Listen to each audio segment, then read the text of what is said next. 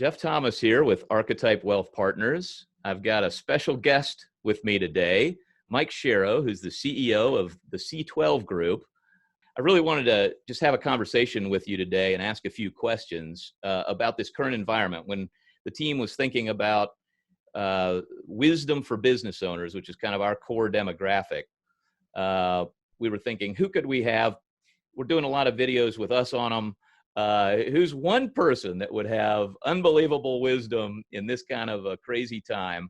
And you're the first person who came to mind. So once again, thanks for joining us. And let me just start with this question. And I've seen some of the material C12 has posted and some things that you've done. But one of the words you've been using a lot at this time is the word pivot.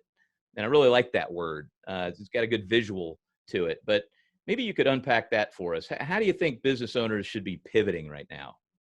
Yeah, good question, Jeff. So I like the visual pivot too, because it assumes you lean on what you got. So it's pretty hard to change total industries now. So if you were, in travel, it's hard to suddenly become a ventilator manufacturer as much as you may want to be. So you got to work with what you got to some degree. But part of pivoting is being really agile at getting your team together and saying, okay, what do we have? We got people, we got warehouse, we got technology. What do we have? What's our mission? What's our values that shape the way we uniquely bring that stuff to life? And what's the need around us? And where do those things match? And so sometimes that's temporary adaptations. I mean, in my own business, as you've experienced, our business is built around the idea of getting groups of 12 people together. And the president of the United States said, no more groups of 10. So the president has kind of killed my business model the way we did it. So an adaptation, mild, was we're doing virtual groups. And that's a way to adapt for now. That's not really an innovation. Others are starting to go, is there something else we can do in this time that we hadn't been doing before? So we've got manufacturers that focused on the automotive space pivoting to the medical supply space.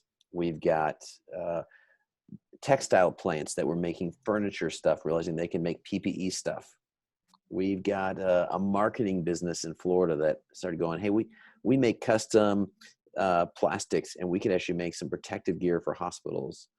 To even in Texas, there's a multi-state or multi-city interior landscape company, Natura, and they do plants in like hotel lobbies. They went, well, at the end of the day, we're about creating environments that are safe and productive for people. And so let's make those places clean. And so they just started addressing hygiene issues and disinfection issues in places. So I think pivoting is doing a critical analysis of what you got, critical analysis of what is the need. But also right now, part of pivoting is not doing a how do I survive this month, but realizing we're having a seismic shift. Like the world will look different when this is over. And it's not going to go back to January. So we're going forward. It will look different. And how do we lean into the next iteration of using the stuff God's given us for the world we're going to be in? I really like that, Mike. I like the imagery of leaning in, thinking forward, not just today. Of course, the word pivoting, doing a critical analysis of what's in your hand. And then I like those words, adaptation and innovation. How can we adapt and how can we innovate? Because maybe things could just be better on the other side once we get through this. Totally. So thank you for your thoughts on that.